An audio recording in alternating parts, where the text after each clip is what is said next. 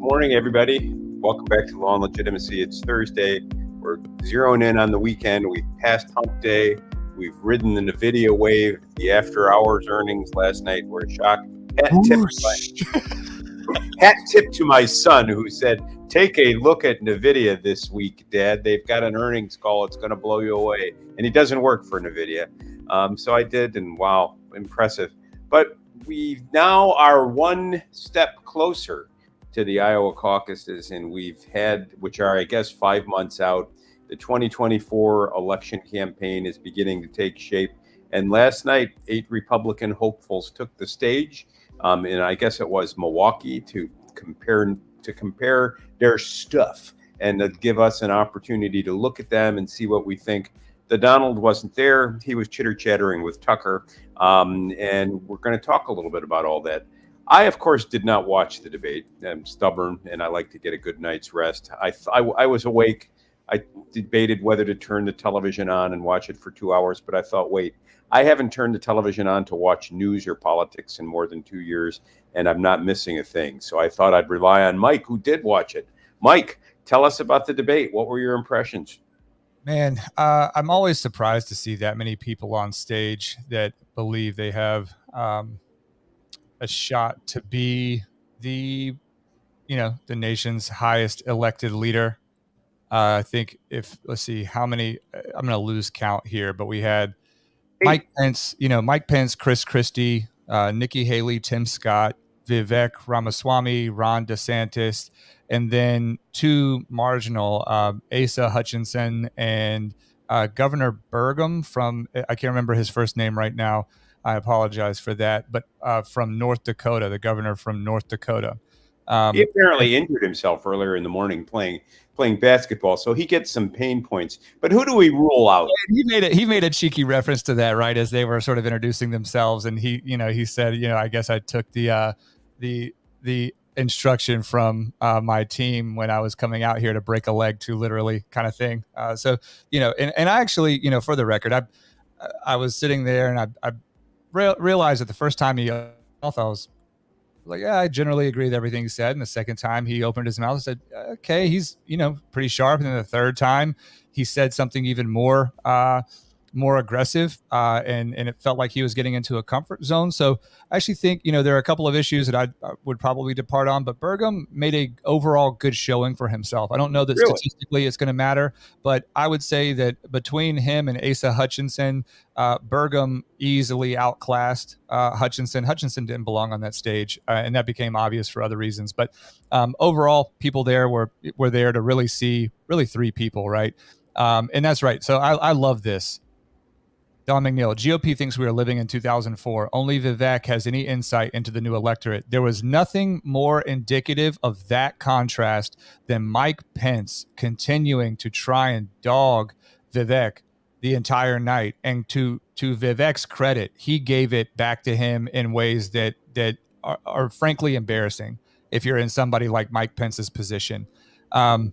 He had this really narcissistic air about him last night, something that I didn't even really recognize from his days as Trump's vice president. And I say that honestly. I thought that during Trump's presidency, Mike Pence's silence and sort of that resolute, sort of faith-driven appeal was more than enough. What I've grown to understand in the last several months is that the more he talks, the less I think he works as a politician. He is nothing more than somebody that should just stand there. So let's handicap this and say who we're ruling out based on last night.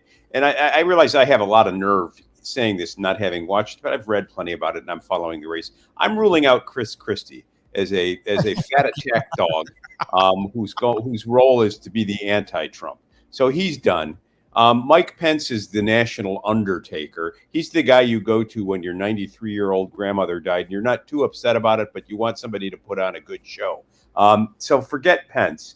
Asa Hutchinson, I can't think of a good thing to say about Hutchinson. Well, I thought it was just funny. I was able this morning to watch Trump's appearance. And by the way, it is Tucker on X. I put it on the screen.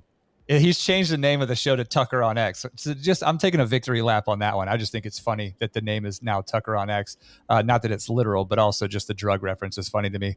But Trump made the statement about Asa Hutchinson. He calls him Ada Hutchinson, and Tucker pressed him on. He said, "Why do you call him Ada?" He said, "I don't think I can explain that one. It's so it might make people a little bit upset, but it's obviously a reference to the ADA, the Americans with Disabilities Act."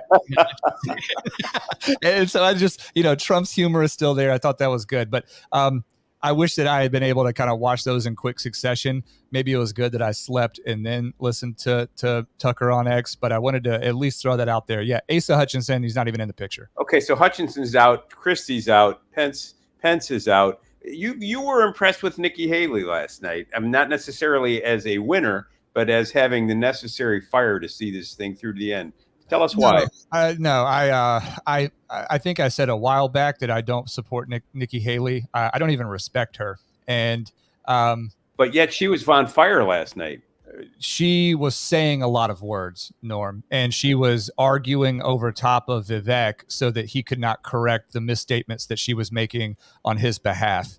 And she also pledged zero issue with continuing to fund a war overseas and expend whatever resources are necessary and however many lives, etc. She doesn't care. She is talking about Ukraine. She is bloodthirsty as I have ever seen a politician be, and I find that deeply, deeply disturbing. And Chris Christie, Mike Pence, several of the other establishment GOP candidates there were very much on the side. And Vivek called them out for making a pilgrimage to Kyiv and pledging fealty to their Pope, Zelensky, on stage. And mocked them for that. He also made the statement that he was the only one that wasn't owned by a super PAC so that he could say certain things. And that's why, he really, really encouraged the worst out of everybody. How did he respond to the criticism that he's inexperienced, untested, and therefore unprepared to be chief executive of the United States? So he didn't really have to work that hard. He absolutely owned the fact that he's 38, but he leaned into the fact that he's a millennial, that he understands this generation. He leaned heavily on what we've talked about on this stream, ad nauseum, regarding the God-sized hole in the heart of Americans, the search for meaning and the search for purpose, and his ability to see things through. I don't know that Pence tried to challenge him on that, and the crowd was very active. So when Chris Christie would say things or Pence would say things, even Vivek at one point got booed. But the crowd was very active, and especially on the point of the age difference, when Pence tried to use that as a favorable contrast for himself, they booed the shit out of him for that. Well, let's see what happens. On this business of support for the war in Ukraine, had news yet broken that Yevgeny Prigozhin, the former, and those of you who don't know it, he died yesterday in a plane crash. He's the former head of the Wagner, I'm not sure how it's pronounced over there, group, the paramilitary force that Putin had relied on for so long as the only effective fighting tool that Russia had in Ukraine. The Wagner Group also appeared on behalf of Russian interests in Africa. In June, Prigozhin got a little pissed off and a little upset with Putin and threatened to march on the capital. And there was a tense standoff in Russia, closest thing we've had to a coup for a while. He backed off, and this one-time Putin supporter, people began to say, had a short shelf life. It wouldn't be long until he died in an accident. Well, yesterday it happened. A plane crashed, and Russian civil aviation authorities are promising an investigation. Niet. Конечно, yet. Of course not, I say. There won't be an investigation. I'm sure the plane went down as a result of Putin's efforts. But who was supporting continued American involvement in the Ukraine, and who was opposed to it? Basically everybody except for Vivek. On this question, there were two hosts, and I don't know their names. I guess it's, just don't think it's important. But the question was posed directly to the entire GOP panel there, and Vivek is the only one that raised his hand to say that he would stop funding the war in Ukraine. I've yet to hear a compelling argument that it's in the national interest for us to be there. I hear a lot of lip smacking about the need to defend democracy abroad and our values abroad, but we can't even defend our values internally or even articulate what they are. And I don't know that I feel the necessity to pump tens of billions of dollars into Ukraine in a We're fight about to that reach might get 100 billion. We're World about War to reach III. $100 billion sent to Ukraine. They discussed this, and one thing struck me because they didn't say it back to back, but I drew the comparison just based on the question about who would support the withdrawal of funding for Ukraine. And Vivek very quickly raised his hand, and it was a stark image seeing him raise his hand and everybody else on that stage remaining with their hand down. How did the crowd react when he raised his hand on that question? Did it react? Yes, the crowd reacted quite a lot, and it occurred to me that Vivek does have his fingers on the pulse of most of MAGA base, and I think that's really important. I don't think that that's a threat to Donald Trump at this point. I do think it's important and distinguishing feature that he brings to the table because he is young enough and energetic enough.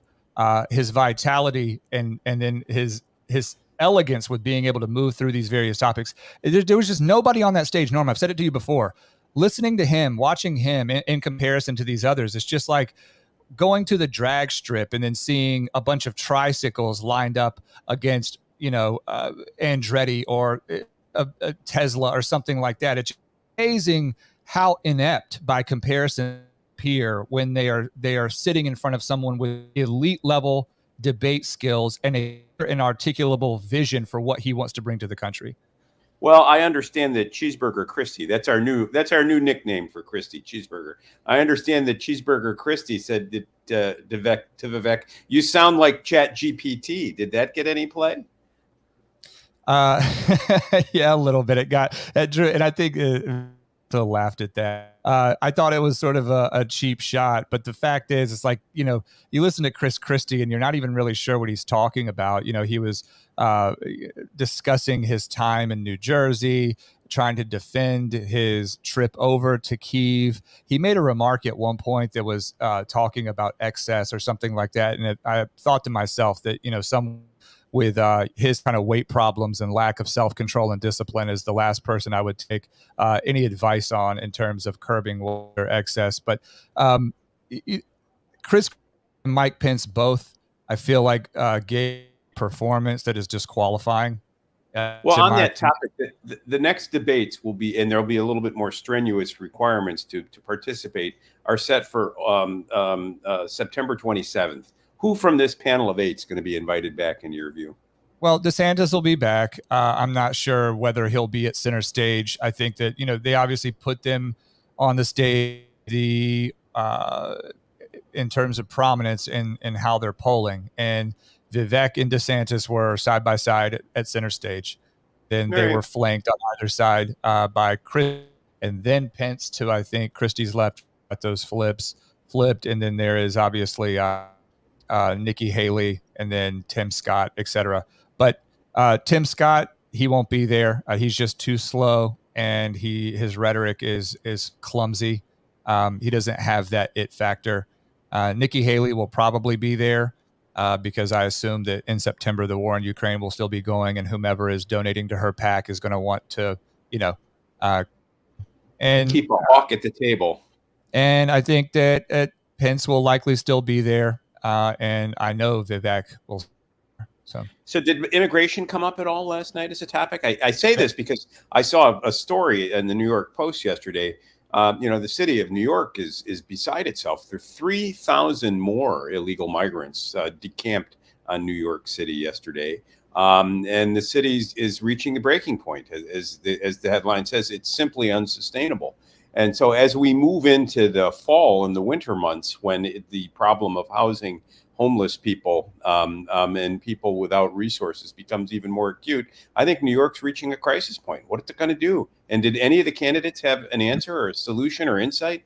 The topic of immigration, obviously, the topic of immigration came up, and I think this is what I was going to say a few minutes ago. That the comparison I drew from the funding that has been allocated to Ukraine, and now with an additional, I think, $77 billion to date was the reference statistic, and then another $1 billion package together, and over the taking us over that $100 billion mark. And then what they did is reference the Trump administration's efforts with respect to the southern border, in particular, the border wall and any additional funding that would have been necessary to give technology and other infrastructure to essentially curb that problem in full in a sustainable way long term. And I believe it was Mike Pence sort of giving figures. And by contrast, Mike Pence said that he had, I think we got $5 billion out of the $10 billion that we needed for the full wall. And then it would have taken another $5 billion to allocate or earmark for the technology and infrastructure to support that wall via, whatever sorts of vehicles and equipment, manpower, et cetera. And I found that to be really interesting that we have sent $100 billion of taxpayer dollars into a foreign war zone, into a country that is not a part of NATO, that there's no clear and defined American interest in fighting. And yet we are looking at headlines like this, where our border is just a porous mess. And we've got an entire establishment political party that seems totally okay with allowing any and everyone from below our southern border to, and Trump even referenced this on his interview with Tucker. What he said is that they're emptying out their prisons, they're emptying out their mental institutions, they're letting these people just walk into the country, which we can debate about whether the accuracy of that. The same thing was said of the Mariel boat lift. I mean, when Castro moved people out, some of that was true. Some of it, you wonder how much of it's hyperbole. And Vivek, I think so. So my observation was that, I mean, that is such a stark comparison between the money that we would allocate to protect our own borders and preserve the our institution and our taxpayers and our citizens, is what we're just blindly sending into a foreign war zone with no accountability, no transparency, knowing full well that the current president and this administration is corrupt beyond recognition in terms of its previous involvement there. And so, immigration came up. Ron DeSantis, that he would kill them stone cold dead in reference to the cartel members. Other people, other GOP establishment types were talking about the need to be diplomatic and get the help of the Mexican government, right, in enforcing border policies. And, Pence made reference to what they had done during the Trump presidency. And Vivek was the only one that was talking about sending the American military in full down there and absolutely crushing the cartels. Well, I'll say not only, but DeSantis has a version of that, but it is not at all communicated in the way that that Vivek did. We'll see. I don't know that there is a solution to these problems down there. I just think that demographics are destiny, and people are going to go where they feel there's a felt necessity to go, where they see and perceive a better life, and where in fact there is a better life. Well, that gave that immigration will continue until the quality of life in the United States declines such that it's no longer a destination nation, and there's probably nothing we can do to stop it. We're not going to start shooting people at the border as they do in Saudi Arabia. People are going to come trickling in until it's no longer attractive to come here. And, I think we're approaching that point. I'm looking at the comments on YouTube. Photography says, so true. We're no longer a country, just a place to live. When that place to live no longer looks better because everybody's the same now. We all own nothing and we're happy. People will stop coming here. But I don't think we're going to be able to. That's interesting because, it occurred to me during one moment, and this is, I guess, anecdotal from the debate last night and just further confirmation of my disdain for Mike Pence. Vivek was communicating his vision of America's problems and his plan for getting out of that. And he was, again, describing a plan that would leverage satiating that hunger for meaning within younger generations, real work, et cetera, and talking about the decline of the American spirit and needing to revitalize that, essentially help it rise from the ashes. had this weird refrain that he said, the America is fine, painting a grim picture. It's a government that is as it is, and is just totally tone deaf to the reality, to the zeitgeist of American culture and where we are right now. No, he is the Undertaker. And Vivek countered by saying, we are in one of America's darkest moments historically right now. Sort of reaffirming his belief that there is something functionally broken in the American psyche and the American spirit right now. And I think that that's what's going to allow him to continue pulling away from all of these other adults. Well, it certainly makes him more interesting than the Undertaker, Mike Pence. I'm surprised. Let's turn to another development overnight, last night or yesterday. Apparently, Mark Meadows is going to have to turn himself in or be a fugitive in the charges arising out of Fannie Willis's indictment in Georgia. Meadows, you will recall, is the former chief of staff to Donald Trump, and he's been charged together with 18 others in a state court RICO indictment, claiming that in the waning days of the Trump administration and thereafter, an organized criminal activity was taking place, to wit, the Trump administration and its efforts to hold the election, or to reverse, to keep office and to reverse what they considered to be a stolen election. Meadows is trying to get his case removed to federal court. He wants to argue that the assault on him, the criminal charges against him, violate the supremacy clause of the United States Constitution, where federal law becomes and is the supreme law of the land. And that while Pence was advising the president, he was doing so within the context of the executive branch of the federal government. And therefore, while doing his job as a presidential appointee in the White House, he's immune from a suit that basically calls into question his political judgments. And so he tried, there'll be a hearing, I believe it's on Monday, on his removal motion. In other words, his effort to remove the case to federal court. And prior to that, he sought a relief from the requirement that he appear in Georgia to turn himself in. And the court denied that, signaling, in my view, that his efforts to remove the case are in some doubt. I agree. I don't know. I can't really put my finger on why I think that, Norm. I don't know that the two are quite as related as it might feel, but there is still a feeling on my end that there is some signaling there that the request to remove is not going to be granted. Yeah, it's an unusual. I mean, I just can't recall a case quite like it. We'll report on it and keep an eye on it. Hey, what's up with Reggie Bush?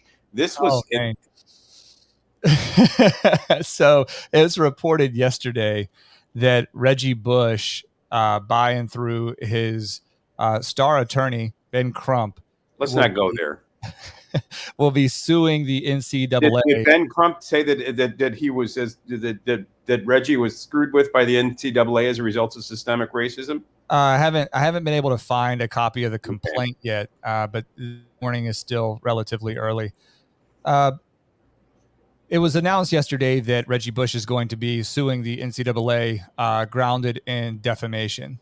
So the exception to the First Amendment's protection of free speech. Norm has talked ad nauseum about several exceptions to that otherwise unfettered right. One is defamation. That speech which is untrue and which the speaker knows or reasonably should know to be untrue, which results in damage to the claiming party. And Reggie Bush is an embattled figure.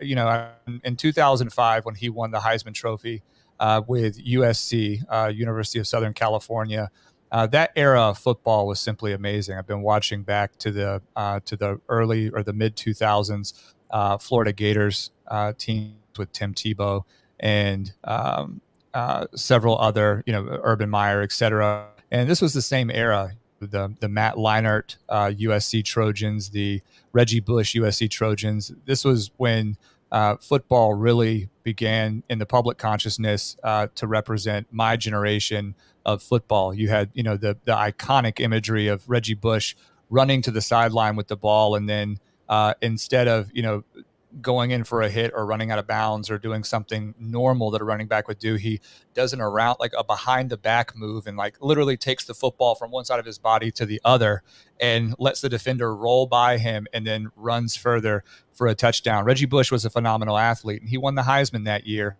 and was later pulled back. Everybody, I think, is Matthew Kyle says Vince Young in Texas. Yep, that was another name, and I believe these two teams met in the college football championship that year, or perhaps a year later. Reggie Bush won the Heisman. His Heisman was later pulled back. Why? The reason for it being pulled back was allegations of cheating and a pay-for-play scheme involving his time there at USC. And the reason that this lawsuit is now coming to light is because the NCAA made remarks in response to questions of whether former athletes that had been punished for deals and stuff look and feel more like the NIL stuff that has now been created in college football, whether there would be some recompense, some look back. And the NCAA said that no, that Reggie Bush, they called it pay for play. Mm-hmm. And his claim is that is not true. And they also referenced that his conduct would still be illegal in 2021, the year that they made that statement publicly. And so he has engaged counsel. And my belief here is that a lot of this has to do with what I'm about to put on the screen. Because the timing, as you know, Norm, timing says a lot about a case. We could argue many things, but what is unquestioned is that Johnny Manziel was a cultural figure that we had never seen before. A physically phenomenal athlete, quarterback at Texas A&M. I believe he played with Mike Evans, who is still playing football in the NFL at a very high level. Won Super Bowl with Tom Brady a couple of seasons ago. Johnny Manziel, a Heisman winner, and he just had a documentary, what I've got here on the screen, published by Netflix, and I have not seen it, but what I have seen are several clips that have been making the rounds and causing a stir in the online sports community, and it is something to the effect of the ramp and apologetic efforts to hide Johnny Manziel's character and to avoid all accountability for rampant drug use, anything that you can imagine, drug use, whatever, gambling, etc. And the fact that he had family members and he had a sports agent that was in on keeping all of that stuff under wraps. Now, his agent said that he was prepared to put Johnny on a plane and also fake that his dad had a heart attack, claim that his dad had a heart attack just to keep him from having to piss in a cup. So they all knew that he passed a drug test. I think Johnny admits to using the fourth or third string quarterback always for clean piss because he would always piss hot. So he just had some sort of arrangement with Stringer. And what I think is relating this back to the Reggie Bush story is that this has the markings of some sort of disparate treatment between the NCAA now and the NCAA then. And it's yet another. I hope this doesn't become about race. I have some. It will. I mean, everything becomes about race in this country right now. If there's $1 to be made, and I also think that the council engaged will have something to do with. But I think that on the merits here, the Heisman is supposed to be represented no different from Barry Bonds being precluded from being in the Baseball Hall of Fame, right? Or maybe I'm wrong about that. Who's the famous? I know Pete Rose. Barry Bonds. Yeah, no, Barry Bonds was. But I mean, let's go. Idea, right? The Bush case, so he's going to have an opportunity to put his facts before the court. What if he's wrong? What if the NCAA is right and what does pay for play mean? I don't. Before the NIL stuff, this was so we have to, and Matt's bringing up a great point. I want to put this here, but just to further emphasize what the NCAA has. Yeah, no, that's a great point. Response. Bush has had his record-breaking seasons vacated statistically. They are no longer even counted when comparing his performances on the field to other athletes before and after, in addition to having his Heisman Trophy pulled back and retracted. They have erased Reggie Bush's mark on the college football game entirely. And yet we have somebody as embarrassing publicly as Johnny Manziel, who is also a Heisman Trophy winner, now admitting to skirting every available rule possible that applied to him while in college, earn the Heisman, and there's no perceptible effort being made to hold him accountable for any of that. Right? Well, and Reggie is irrepressible. Is it what is it? ESPN? He's a college football analyst. Which network it is? I mean, I don't recall which one it is, but people still love him in spite of this failing, and yet he's been erased. He was, he dated Kim Kardashian for. Well, okay, wait a minute. I mean, the NFL, and that's good. I mean, Reggie Bush is a celebrity as well. He's gone on and he is a celebrity in his own right.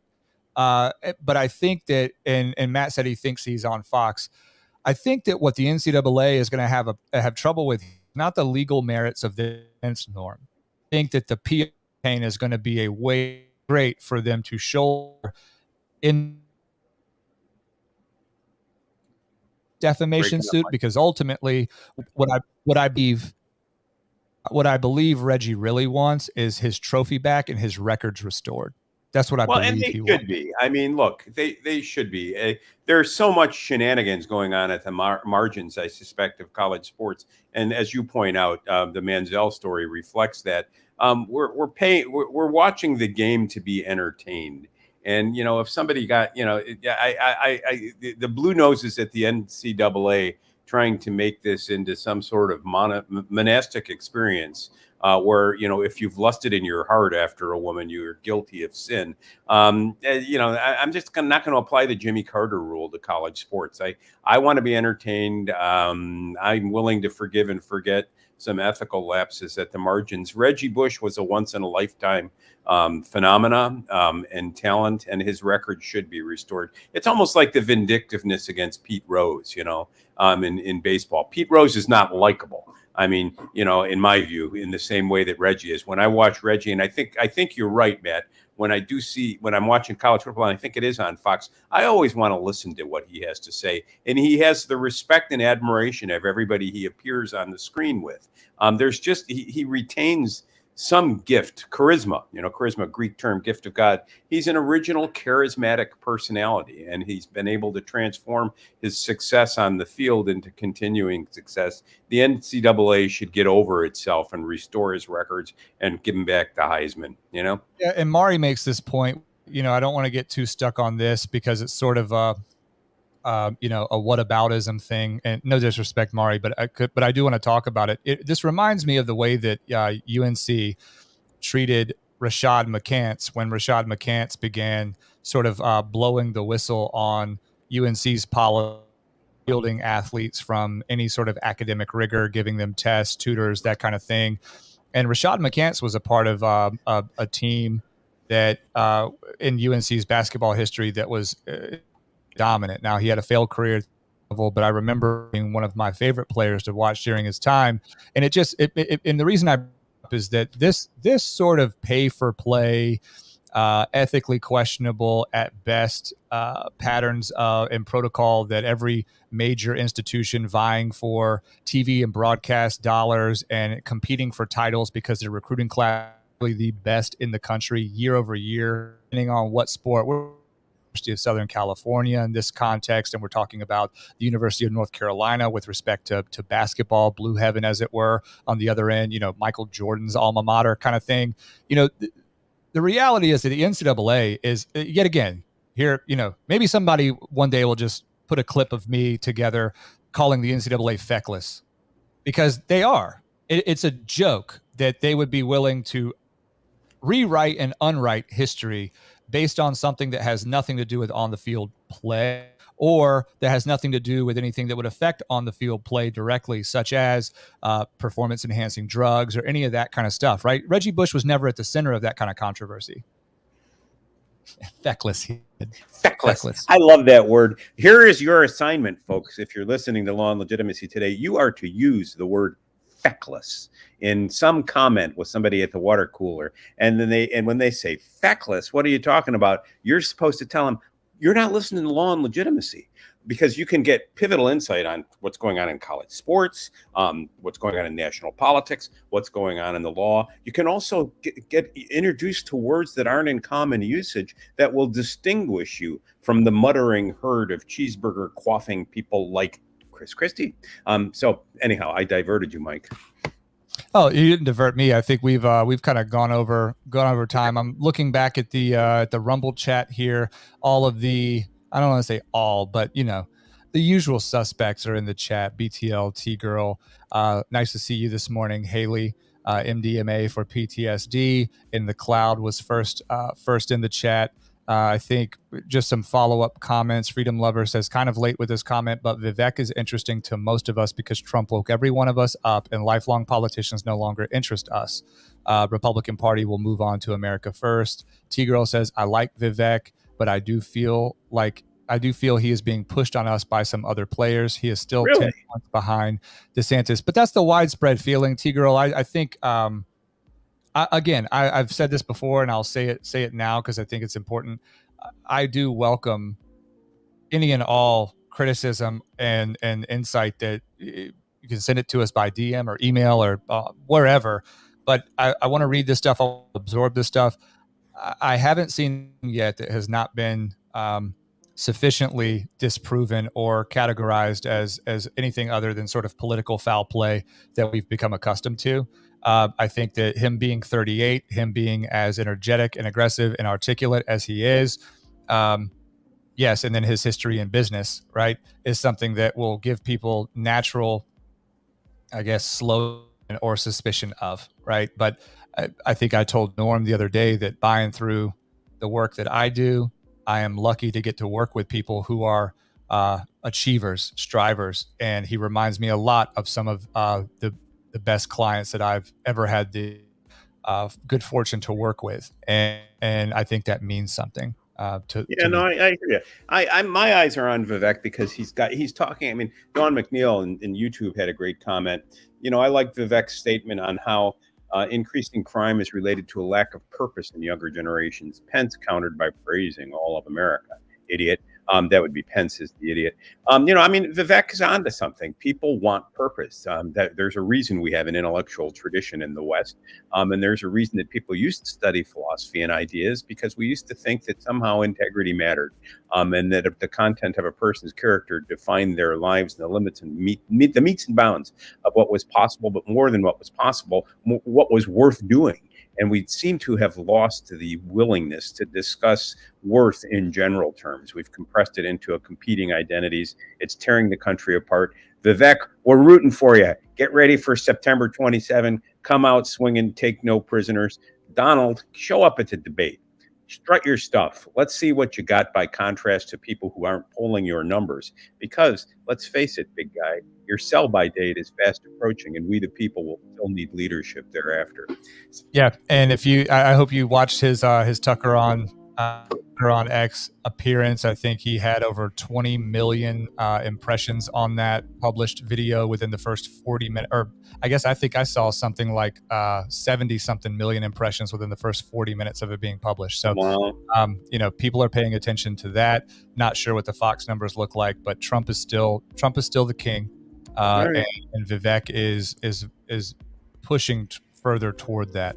Also, as a parting thing, he was the only one that spoke strenuously that he would pardon Trump the day that he became president. Well, we're closing in on the deadline for Law and Legitimacy's inaugural fantasy football season. You'll hear from us tomorrow. We'll have an announcement on what platform we're using and how to participate. Yeah, Monday we'll make that announcement. We hope to see you tomorrow. In the meantime, don't fly Russian Airways if you were a friend or colleague of Yevgeny Prigozhin. We saw what happened to him last night. Vladimir's back. That's funny. All right, Norm. Well, just to remind everybody, we're here every morning, 8 a.m. Eastern time, Monday through Friday. And we're on Rumble Video, YouTube Live, and we broadcast on X Live. If you don't catch us there, you can always catch us after the stream. Those videos stay up. But you can also find us audio only at Apple Podcasts, Spotify, Google Play, Overcast, etc. Leave us 5 stars and a positive review, or leave us alone. I had something else I was going to say, but my brain is kind of going. And I will be reporting to you all next week from the swamp, Tuesday through Friday, where I'll be back in D.C. attending to Proud Boy sentencings of the 5 Proud Boys convicted in May will take place next week in D.C. Tuesday, there'll be a court decision on post-trial motions and arguments on some factors related to sentencing, and then the sentencings will take place on Wednesday, Thursday, and Friday of next week. I've got 2 of the clients, Joe Biggs and Zachary Rell. Let's see what the court does. The government's looking for 30 plus years for each defendant. In my most recent filing last night, I called the government unscrupulous merchants in the manner in which they are seeking these sentences. We'll talk more about that next week. Feckless government. No, I'm kidding. Feckless. Unscrupulous. I hit the like button, please. That was what I was going to say. It wasn't even that important. That's why I forgot it. But please do. I mean, I guess it's important. Rumble still doesn't like us. If anybody is watching from Rumble, please help me understand how our numbers have done what they've done over there, while YouTube and Twitter appear to be just, I guess, pleasing the masses, as we'll say. Anyway, maybe Rumble doesn't want us to succeed on their platform, and if so, that's fair. Just tell us what's up. You know what I mean? Anyway, we'll be back. We'll be back tomorrow morning. We'll keep having a little fun. I hope so. See you then. Bye, Norm.